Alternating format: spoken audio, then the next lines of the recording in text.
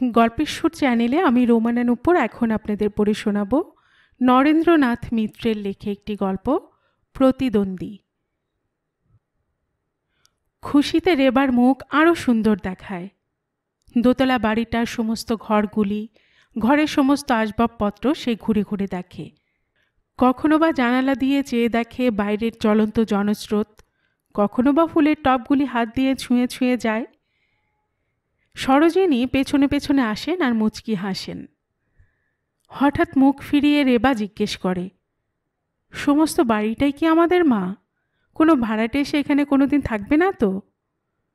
সরোজিনী হেসে বলেন, তুমি যদি থাকতে দাও তো থাকতে পারে, সমস্ত বাড়ি যখন তোমার। রেবা ঈষৎ গম্ভীরভাবে বলে, নিচের তলায় অবশ্য এসে কেউ থাকতে পারে, না হলে বাড়িটা ভারী খালি খালি লাগবে। সরোজিনী সহাস্যে জবাব দেন, তা কি করে হবে মা, গোটা নিচের তলাটায় যে অবিনাশের স্টুডিও। রেবা আরও গম্ভীর হয়ে যায়, ঠিক তাই তো। ওর মুখের ওপর থেকে সহজে চোখ ফিরিয়ে নিতে ইচ্ছে করে না সরোজিনীর। পাথর কেটে অবিনাশ যেসব মূর্তি গড়ে তারই একখানা যেন হঠাৎ জীবন্ত হয়ে উঠেছে। দীর্ঘকাল ধরে এর জন্যই যেন সে এতকাল প্রতীক্ষা করছিল। দেশ বিদেশে শুধু রূপ খুঁজেই বেরিয়েছে অবিনাশ, কিন্তু কিছুতেই কোনো মেয়েকে তার পছন্দ হয়নি। সরোজিনী বলতেন, তোর কপালে আছে কালো কুশ্রী মেয়ে, অত বাছাবাছির ফল কি কোনোদিন ভালো হয়? শ্যামবাজারের এক অখ্যাত গলিতে মধ্যবিত্ত এক কেরানির ঘরে এমন রূপ যে এতদিন লুকিয়েছিল তা অবিনাশের ছাড়া আর কার চোখে পড়বে? সারা জীবন ধরে পৃথিবীতে যে কেবল রূপ খুঁজেছে আর সৃষ্টি করেছে। অবিনাশের স্টুডিওতে ঢুকে রেবা কিছুক্ষণ চুপ করে দাঁড়িয়ে থাকে, তারপর খিলখিল করে হেসে ওঠে। সত্যি কি অদ্ভুত মানুষ তুমি, আমি কতক্ষণ ধরে দাঁড়িয়ে আছি তুমি মোটেই টের পেলে না। কি একটা অসমাপ্ত মূর্তির সামনে নিবিষ্ট মনে অবিনাশ কাজ করে যাচ্ছিল। মৃদু হেসে ঘাড় ফেরালো। আগে থেকে টের পেলে অমন মিষ্টি হাসি কি শুনতে পেতাম? হাসি বন্ধ করে রেবা জবাব দেয়, মাগো কি অসভ্য তুমি, কিন্তু অসাধারণ ক্ষমতা তোমার। এত বড় আর এমন সুন্দর বাড়ি আমাদের বিজয় কাকাও করতে পারেননি। তুমি যে এত বড় লোক তা সত্যি আগে বিশ্বাস হয়নি। কেমন একটু ম্লান ছায়া পড়ে অবিনাশের মুখে। মৃদু হেসে বলে, তাই নাকি? জবাব না দিয়ে বড় বুদ্ধ মূর্তিটার দিকে রেবা একবার তাকায়, আর অবিনাশ অপেক্ষমানভাবে তাকিয়ে থাকে রেবার দিকে। নিশ্চয় সুন্দর কোনো মন্তব্য এবার তার মুখ থেকে বেরুবে, কিন্তু ততক্ষণে জানালা দিয়ে রেবার দৃষ্টি গিয়ে পড়েছে রাস্তার উপর। এই শোনো, শিগগির এসো, যদি দেখবে তো ছুটে এসো শিগগির। রেবার কলকণ্ঠ উচ্ছ্বসিত হয়ে ওঠে। অনন্যোপায় হয়ে অবিনাশকে উঠে আসতে হয়। কি? রেবা বলে, দেখো ভিখারিটার দুটো পাই কাটা, তবু হামাগুড়ি দিয়ে কিভাবে এগিয়ে যাচ্ছে চেয়ে দেখো। পা নেই তবু চলবে। যদি নিজেদের বাড়িতে থাকতুম চেঁচিয়ে ওকে আমি ঠিক এদিকে ডেকে আনতুম, কিন্তু এখানে তা করতে গেলে লোকে নিন্দা করবে। কিন্তু যাই বলো, ভারী অদ্ভুত লাগছে আমার, একটা পাও নেই তবু ওর চলা থামছে না। অবিনাশ এক মুহূর্ত চুপ করে থাকে, তারপর বলে, আর আমার তৈরি মূর্তিগুলোর দুটো করে পা থাকা সত্ত্বেও এক পাও কেউ নড়ছে না, তাই নয়? কিন্তু জানো রেবা, নড়ে ওরা ঠিকই, কেবল সকলের তা চোখে পড়ে না। পুত্তলিকার চোখ আছে, দেখতে পায় না। আসলে তেমন পুতুলের সংখ্যা মানুষের মধ্যেই বেশি। মূঢ় দৃষ্টিতে রেবা স্বামীর দিকে তাকায়। কথার অর্থ সবটা না বুঝতে পারলেও ক্রোধের আভাসটা তার কাছে অস্পষ্ট থাকে না। অবিনাশ তার উপর রাগ করেছে, কিন্তু কেন? বড় বড় শিল্পীদের মেজাজ কি এই রকম? অবিনাশ যে তাকে পছন্দ করবে একথা বাড়ির কেউ ধারণা করতে পারেনি। বাংলাদেশের নামকরা শিল্পী অবিনাশ, অনেক নামকরা সুন্দরীকে সে অপছন্দ করেছে। রেবাকে যে তার পছন্দ হয়ে গেছে এটা রেবার ভাগ্য আর শিল্পীর খেয়াল। বর্দার মুখে এই ধরনের ব্যাখ্যায় সে শুনেছে। মা বলেছিলেন, আর তো কোনো দিক থেকে কোনো আপত্তির কারণ নেই বিভূতি। তোদের মুখে শুনছি বাংলাদেশের ইনি একজন নামকরা লোক, অবস্থাও খুব ভালো। কিন্তু আমার রেবার তুলনায় বয়সটা একটু যেন বেশি মনে হয়। 35-40-এর কম কি হবে? আর বাধা দিয়ে বিভূতি বলেছে, পুরুষের পক্ষেও আবার একটা বয়স। সবাই তো আর তোমার বড় ছেলের মতো নয় যে বাল্যকালে বিয়ের পর্বটা শেষ করে রাখবে। সমাজে খ্যাতি প্রতিপত্তি অর্জন করে তবে আজকালকার ছেলেরা বিয়ে করে।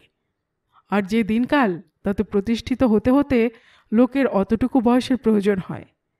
এ তো আর বাপদাদার আমলে সম্পত্তি পেয়ে বড়লোক হয়নি, কিংবা পাট রসুনের কারবারে সিন্ধুক ভরেনি। শিল্পের সেবা করেছে। একদিক থেকে এসেছে যশ, আর একদিক থেকে অর্থ। শুধু মূর্তিকেই তো গড়েনি, নিজের প্রতিষ্ঠাকেও গড়ে তুলেছে। হ্যাঁ, আর কি আপত্তির কথা বলছিলে?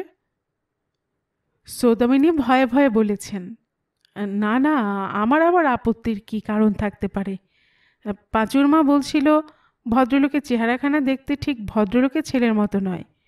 লক্ষ্মী প্রতিমার মতো রূপ আমার এবার, তার বরের চেহারা যদি এমন হয়। পাঁচুর মাই বলছিল। বিভূতি কিছুক্ষণ ক্রুদ্ধ দৃষ্টিতে তাকিয়ে থেকে তারপর জবাব দিয়েছে, বাড়ির ঝি বুঝি হয়ে উঠেছে তোমার পরামর্শদাতা। বেশ তো, সেই তোমার মেয়ের বিয়ের ব্যবস্থা করুক। আমরা তো জানতুম পুরুষের রূপের প্রয়োজন হয় না, যশ আর ঐশ্বর্যই যথার্থ রূপ। কন্যা বড়তে রূপম, কথাটা বুঝি কন্যার জবানিতে তুমি বললে। কিন্তু এক রূপ ছাড়া তোমার মেয়ের কি আছে বলো তো? 16-17 বছর বয়স হয়েছে, ভালো করে বাংলা একখানা বই পর্যন্ত পড়তে পারে না। সংসারে কাজকর্ম কি জানে না জানে তুমিই জানো। চেষ্টা কি আমি কম করেছি? এই অভাব অনটনের সংসারেও দিয়েছিলাম তো ভর্তি করে, কিন্তু ফি বছরে ফেল। রূপের গরবে অস্থির, আর পড়াশুনো। পাশের ঘর থেকে দাদা আর মায়ের কথোপকথন কান পেতে সব শুনেছি রেবা। মনে মনে প্রতিজ্ঞা করেছে, ভদ্রলোকের চেয়েও যদি বুড়ো আর বিশ্রী চেহারার হতো, তাহলেও তার সঙ্গে বিয়ে হওয়ায় রেবার আপত্তি থাকতো না। দাদার সংসারে আর এক মুহূর্ত তার থাকতে ইচ্ছে নেই। অবিনাশ অপলকে ওর দিকে চেয়েছিল। বিষণ্ণ চিন্তিত ভঙ্গিতে ভারী সুন্দর দেখাচ্ছে রেবাকে। এই ভঙ্গির একটি মূর্তি গড়তে হবে ওর, অবিনাশ মনে মনে ঠিক করল। কিন্তু মুহূর্ত খানেক মাত্র, তারপরেই রেবার ঠোঁটে আবার হাসি ফুটে উঠেছে। হাসছ যে? অবিনাশ একটু বিস্মিত হয়ে জিজ্ঞাসা করল। হাসি চাপতে চাপতে রেবা বলল, ছোটদার কথা মনে পড়ে গেল। দাদা হলে হবে কি, ভারী ফাজিল। কেন, কি ফাজলামি করেছিলেন তিনি? হাসিতে রেবা একেবারে ভেঙে পড়ল। তিনি? ছোটদা হয়ে পড়ল তিনি? আমার চেয়ে মাত্র 1.5 বছরের বড়, আর সেকেন্ড ইয়ারে পড়ে বলে তুমি তাকে তিনি বলবে? অবিনাশও হাসল। আচ্ছা, তা না হয় নাই বললুম, কিন্তু হাসছিলে কেন? ছোটদা কি বলছিল জানো? তুমি আমাকে বিয়ে করছো মডেল করবে বলে। প্রত্যেক আর্টিস্টেরই নাকি 2-1টি করে মডেল থাকে। অর্ডার মাফিক ঘন্টার পর ঘন্টা কিভাবে তাদের কর্তার সামনে দাঁড়িয়ে থাকতে হয় কোমর বাঁকিয়ে, ছোটদা তাই দেখাচ্ছিল। মা গো, এমন হাসাতে পারে ছোটদা! আর যাই করো, আমাকে কিন্তু তোমার মডেল হতে বলো না। ছোটদার ভঙ্গি আমার মনে পড়বে, আর হাসতে হাসতে আমি মারা পড়ব। অবিনাশের মুখ গম্ভীর হয়ে উঠেছে। আচ্ছা যাও, মারা তোমাকে পড়তে হবে না। দূরের বাইরে হঠাৎ চোখ পড়ে গেছে রেবার। কে? মনিরাম? দাঁড়াও দাঁড়াও, তোমাকে আমি একটা জিনিস কিনতে দেব। রেবা তাড়াতাড়ি বেরিয়ে যায়। আসলে জিনিস কিনতে দেওয়াটা ছল। মনিরামের বরিশালী ভাষা শুনতে এবং শুনে হাসতে ভালোবাসে রেবা। তার মুখের উপরই তার অনুকরণ করে। বাড়ির অন্য কেউ এমন করলে ভারী অসন্তুষ্ট হয় মনিরাম, কিন্তু রেবাকে দেখলে সে একেবারে খাস বরিশালের ভাষা আরম্ভ করে। রেবা যত বেশি হাসে, উচ্চারণের টান মনিরাম তত বাড়িয়ে দেয়। ঘরের ভেতর থেকে তা শুনে অবিনাশের মনে হয় বরিশালী ভাষা জানা না থাকলে রেবাকে হাসাবার জন্য বিচিত্র অঙ্গভঙ্গির সঙ্গে নৃত্য পর্যন্ত করতে পারত মনিরাম। ওর মতো লোকের মনেও রূপ উপভোগের স্বাদ আছে। রূপ, কিন্তু এই মূঢ় ছেলে মানুষের রূপ দিয়ে কি করবে অবিনাশ? যার কেবল রূপই আছে, রূপবোধ নেই, রূপ সৃষ্টির কোনো কাজে যাকে লাগানো যাবে না, তাকে দিয়ে কি হবে অবিনাশের? যত দিন যায় বিরক্তি অবিনাশের তত বেড়ে ওঠে। রেবার চঞ্চল প্রাণবত্তা কিছুর মধ্যেই যেন ধরে রাখা যায় না। যত ব্যর্থ হয় অবিনাশ, তত তার ক্রোধ বাড়ে। ইতিমধ্যে অনেকবার চেষ্টা করেছে রেবার মনে যাতে শিল্পবোধ আসে, কিন্তু কোনো লাভ হয়নি। এসব কথা তুললেই সে পালিয়ে যায়, কোনো না কোনো ছলে চলে যায় বাইরে। ইদানিং সযত্নে বরং সে অবিনাশকে পরিহার করে চলতে চায়। নতুন একটি দেবমূর্তিতে হাত দিয়েছে অবিনাশ। ময়মনসিংহের কোনো এক জমিদারের ষোড়শী কন্যা বিধবা হয়ে ফিরে এসেছে। তার মন যাতে প্রবোধ মানে ধর্মভাব জাগে, তার আয়োজনের অন্ত নেই।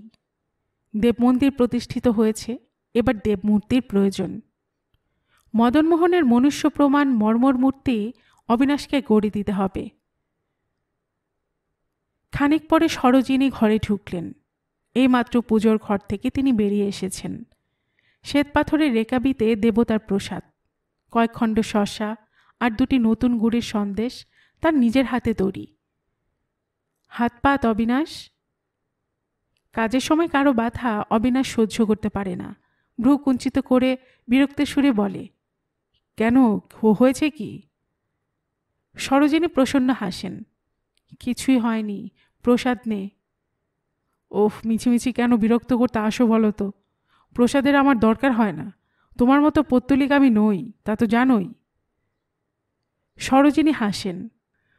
তুই বা পত্তলিক কম কিসে? জীবন ভরে এত পুতুল আর কে গড়েছে? সরোজিনী সস্নেহ ব্যবহারের স্নিগ্ধতায় নিজের আচরণের জন্য মনে মনে লজ্জা বোধ করে অবিনাশ। হাত বাড়িয়ে একখণ্ড শসা তুলে নিয়ে বলে, তা ঠিক, পাথর কেটে কেটে সৌন্দর্য সৃষ্টির চেষ্টায় কেবল করলুম, নিজের জীবনকে সুন্দর করে গড়তে শিখলুম না। বাৎসল্য স্নিগ্ধ কণ্ঠে সরোজিনী জবাব দেন, কেন, কার চেয়ে তুই কম? কিন্তু পরের মেয়ের সঙ্গে অমন রুক্ষ ব্যবহার করিস না অবিনাশ। দেখিস নে মেয়েটা এই কমাসের মধ্যেই কেমন গম্ভীর হয়ে গেছে। ওর মুখ ভার দেখলে আমার ভালো লাগে না। ওর ম্লান বিষণ্ণ মুখ দেখলে আমার বুকের ভিতর যেন কেমন করে ওঠে। অবিনাশ জবাব দেয়, কিন্তু সংসারের লোককে মাঝে মাঝে গম্ভীরও তো হতে হয় মা, মানুষের সেও এক রূপ। আচ্ছা, ওকে একবার পাঠিয়ে দিয়ে তো এখানে। একটু পরে রেবা এসে উপস্থিত হয়। সত্যি ডেকেছ আমাকে? অবিনাশ বলে, কেন, তোমাকে কি আমি ডাকতে পারি না? তুমি তো আসতে চাও না এ ঘরে। আসতে কি আর ইচ্ছে করে না আমার? করে, কেন বলো তো? অর্থপূর্ণভাবে রেবা একটু হাসে। আহা, কিছুই যেন বোঝেন না। বোঝে, অবিনাশ সবই বোঝে। অবিনাশের আদর চায় রেবা। তার কাছ থেকে হালকা গল্পগুজব শুনতে রেবা ভালোবাসে। এ ঘরে আসে রেবা নিতান্ত অবিনাশের জন্যই। অবিনাশের সৃষ্টির দিকে বিন্দুমাত্র ঔৎসুক্য কি আগ্রহ নেই রেবার। কিন্তু এ ধরনের দৈহিক আরাম তো যে কোনো পুরুষই রেবাকে দিতে পারত। তার জন্য শিল্পী অবিনাশের কি প্রয়োজন ছিল? দেশ দেশান্তর থেকে কত নরনারী অবিনাশের এই স্টুডিও দেখতে এসেছে, দেখে মুগ্ধ হয়েছে। শুধু কোনো মুগ্ধতা এলো না, বিস্ময় জাগলো না রেবার মনে। তার শিল্পকে, তার সৃষ্টিকে একটু ভালোবাসল না রেবা। স্বামীর খ্যাতি আছে, ঐশ্বর্য আছে, এটুকুই সে বোঝে। তার সৃষ্টির প্রতিভাকে উপলব্ধি করবার মতো বোধশক্তি রেবার নেই। আচ্ছা রেবা, স্টুডিও ভরে নানা রকমের এত যে মূর্তি, এর কোনোটিই কি তোমার মনে আনন্দ দিতে পারল না? এর কিছুই কি তোমার ভালো লাগে না? সত্যি বলো তো। রেবা জবাব দেয়, বাহ, তোমার নিজের হাতে তৈরি জিনিস আর আমার ভালো লাগবে না? সব আমার ভালো লাগে। নৈরাশ্যের বিবর্ণ হাসি অবিনাশের ঠোঁটে কিছুক্ষণ লেগে থাকে। ঝুলনের আগে মূর্তি সম্পূর্ণ করে পাঠিয়ে দিতে হবে। দিন রাত অবিশ্রান্ত পরিশ্রম করতে হয় অবিনাশকে। মূর্তি শেষ হয়ে গেছে, কিন্তু আশ্চর্য, জমিদারের তরফ থেকে কোনো খোঁজ খবর নেই। অবশেষে দুদিন পরে শহরের ম্যানেজার এসে উপস্থিত হলেন। অন্য কি কার্য উপলক্ষে তিনি কলকাতায় এসেছিলেন। যাওয়ার পথে হয়ে গেলেন অবিনাশের বাড়ি। অবিনাশ বলল, কি ব্যাপার, মূর্তি কি নেওয়ার ইচ্ছে নেই আপনাদের? ম্যানেজার বললেন, আমরা ভারী লজ্জিত মশাই, যার জন্য মূর্তির দরকার ছিল তার আর প্রয়োজন নেই। ম্যানেজার গোফের তলায় মুচকি হেসে বললেন, সেসব বড় ঘরের কথা আমাদের মুখে সাজে না। অবিনাশ মহা বিরক্ত হয়ে উঠেছিল। বেশ, না সাজে না বলবেন, শুধু এটুকু আমি শুনতে চাই, মূর্তিটি আপনারা নেবেন না আর কাউকে বিক্রি করে দেব? ম্যানেজার বললেন, আহা শুনুনই না মশাই আগাগোড়া, তারপরে চটবেন। বলুন। বলবো কি মশাই, বড় ঘরের সব বড় বড় কথা। আমি কিন্তু আগে থাকতে একটু একটু টের পেয়েছিলাম। পুরনো মন্দিরের ঠিক সংলগ্নই আমার বাসা কি না, আসতে যেতে সব আমার চোখে পড়ত। কর্তার গিন্নি অবশ্য বলাবলি করতেন, মল্লিকার ধর্মে ভারী মত হয়েছে, ঠাকুরের উপর অচলা ভক্তি। আমি দেখতুম ঠাকুরের উপরই বটে, তবে শালগ্রাম ঠাকুরের উপর নয়, পুরোহিত ঠাকুরের উপর। বুড়ো বাপের বাদ ব্যাধি হওয়ায় যজমানি কাজে ছোকরাই আসতো কি না। তারপর তারপর আর বলবার মতো কথা নয়, নানা কেলেঙ্কারি ব্যাপার। এই দুর্ঘটনার পর থেকে মেয়ে, মন্দির, মদনমোহন সব কিছুর উপরই কর্তা খেপে গেছেন। কার ঘাড়ে দুটো মাথা আছে যে মূর্তির কথা তাকে মনে করিয়ে দেয়? ম্যানেজার আর একবার দেবমূর্তিটির দিকে তাকালেন। কিন্তু যাই বলুন, মূর্তিটি ভারী চমৎকার হয়েছে আপনার। অবশ্য মুখে দেবভাবের কিছু অভাব আছে। যা হোক, আমি তো আর জমিদার নই, তার সামান্য কর্মচারী মাত্র। তার মতো অত টাকা তো আর আমি দিতে পারবো না। 100-2 টাকার মধ্যে যদি দেন আমাকে, মূর্তিখানে আমি নিয়ে যাই। ক্রোধে বিকৃত হয়ে উঠল অবিনাশের মুখ। আগে না, ধন্যবাদ। পাশের ঘর থেকে জানালা দিয়ে মুখ বাড়িয়ে রেবা সব শুনছিল আর সকৌতুকে হাসছিল। অবিনাশের কর্কশ কণ্ঠে চমকে উঠল। রাগলে যেন আরও বেশি কুশ্রী দেখায় অবিনাশের মুখ। আর তারই পাশে চোখে পড়ল মদনমোহনের মূর্তি। স্থির প্রসন্ন হাসি মুখটিতে অনুক্ষণ লেগে রয়েছে। সত্যি ভারী সুন্দর হয়েছে তো মূর্তিখানা। মনে মনে কথাটা রেবা আবৃত্তি করল। ম্যানেজার বিদায় নিলে রেবা ছুটে এলো ঘরে। এই শোনো, মূর্তিটি কাউকে বিক্রি করতে পারবে না, কিন্তু ওটি আমি নেব, ভারী চমৎকার হয়েছে। অবিনাশ শ্লেষের হাসি হাসল। ম্যানেজারের মুখ থেকে কথাটা মুখস্থ করে নিয়েছ বুঝি? বারে, তা কেন, সত্যি আমার ভারী ভালো লেগেছে। অবিনাশ বলল, তাই নাকি? আমার অসীম সৌভাগ্য। কিন্তু 2 দিনের মধ্যে 1000 টাকায় মূর্তিটি বিক্রি হয়ে যাবে, দেখে নিও। রেপা বলল, 1000 টাকা তুমি আমার কাছ থেকে নিও, গয়না বেচে শোধ দেব। সরোজিনী শুনে হাসলেন। কথা শোনো মেয়ের। বেশ তো অবিনাশ, শখ হয়েছে বৌমার, রাখুক না। তোর স্টুডিওতে তো কত মূর্তি তুই নিজে শখ করে রেখে দিয়েছিস, আর খদ্দের যদি আসেই তাহলে না হয় বিক্রি করে দিবি, তাতেই কি। রেবা মনে মনে বলল, দিলে হলো আর কি। একবার ঠাকুর ঘরে নিয়ে যেতে পারলে এ মূর্তি সেখান থেকে বার করে আনবে সাধ্যকার, মা নিজে আপত্তি করবেন তখন। অবিনাশ কি একটা কাজে বাইরে গিয়েছে। সরোজিনী মেঝের উপর শীতল পাটি বিছিয়ে চৈতন্য চরিতামৃত পড়তে পড়তে ঘুমিয়ে পড়েছেন। সেই ফাঁকে মনিরামের সাহায্যে মূর্তিটি একেবারে ঠাকুর ঘরে নিয়ে বসিয়ে রাখল রেবা। একে সকাল থেকে অবিনাশের মেজাজ খারাপ হয়ে আছে, তারপর তার বিনা অনুমতিতে রেবা এই কাণ্ড করেছে দেখে তার ধৈর্য একেবারে লোপ পেল। অকথ্য ভাষায় গালিগালাজ করল রেবাকে। সরোজিনীকেও ছেড়ে দিল না, আর মনিরামকে ঘাড় ধরে বের করে দিল বাড়ি থেকে। রেবার চোখ ফেটে জল আসতে লাগলো, আর সেই সঙ্গে বারবার মনে হতে লাগলো রাগ করলে এত কুশ্রী দেখায় অবিনাশকে যে তার দিকে একেবারে যাওয়া যায় না। সন্ধ্যার পর ক্রমেই অবশ্য মেজাজটা পড়ে এলো অবিনাশের। পরিপাটি ভোজনের পর চিত্ত বেশ প্রসন্ন হয়ে উঠল। সত্যি এত কাণ্ড না করলেও চলত। মনে মনে বেশ লজ্জিতই হলো অবিনাশ। বিছানায় শুয়ে চুরুট টানতে টানতে মনে মনে অবিনাশ প্রতিজ্ঞা করল, মূর্তিশিল্প আন না, এবার থেকে জীবন শিল্পের দিকে লক্ষ্য রাখতে হবে। মার কাছে আগেই ক্ষমা চেয়েছে, রেবা এলে তার কাছেও মার্জনা ভিক্ষা করে বলবে, মূর্তিটা তোমাকে দিয়ে দিলুম।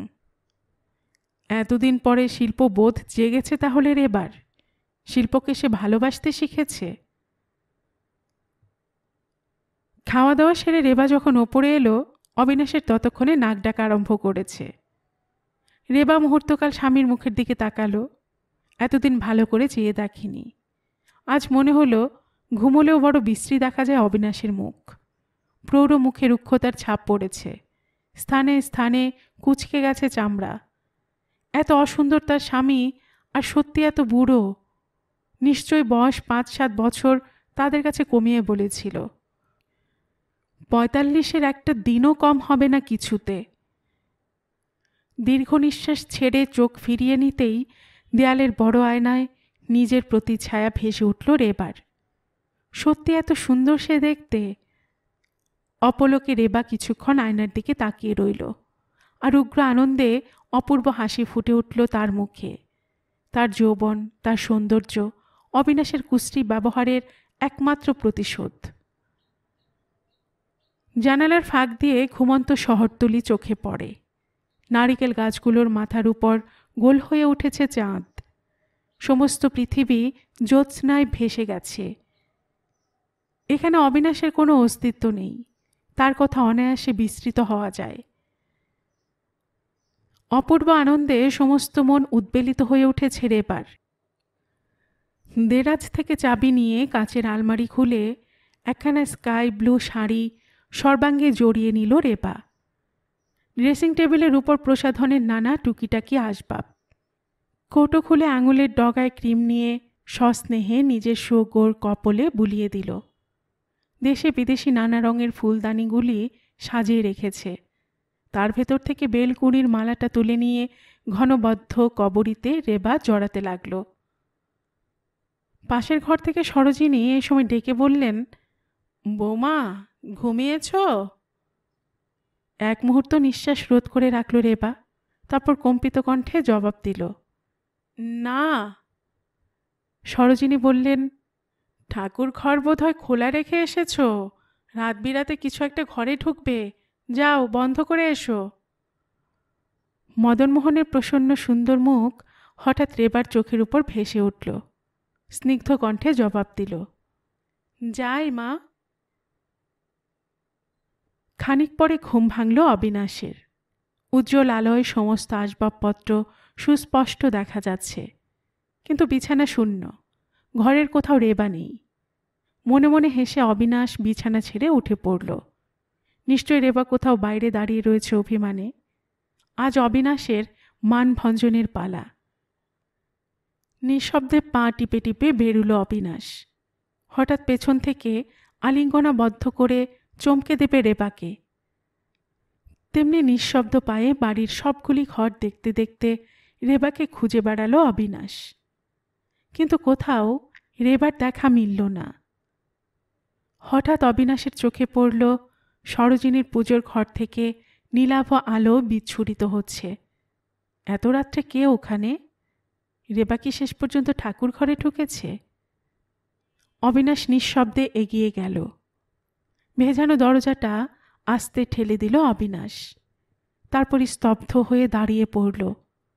নরম নীল আলোয় সমস্ত কক্ষটি অপূর্ব রহস্যময় হয়ে উঠেছে। মদনমোহনের গলায় দুলছে বেলকুড়ির মালা, আর তার সামনে আরেকটি মর্মর মূর্তির মতো রেবা দাঁড়িয়ে। মাথার আঁচল খসে পড়েছে মাটিতে। হাতের মোমবাতি থেকে গলিত মোম ঝরে ঝরে পড়ছে সেই আঁচলের উপর। রেবা! অবিনাশের কণ্ঠ করুণ আর্তনাদের মতো কক্ষময় প্রতিধ্বনিত হল। চমকে উঠে মুখ ফেরালো রেবা। লজ্জায় শঙ্কায় অপূর্ব সুন্দর দুটি চোখ।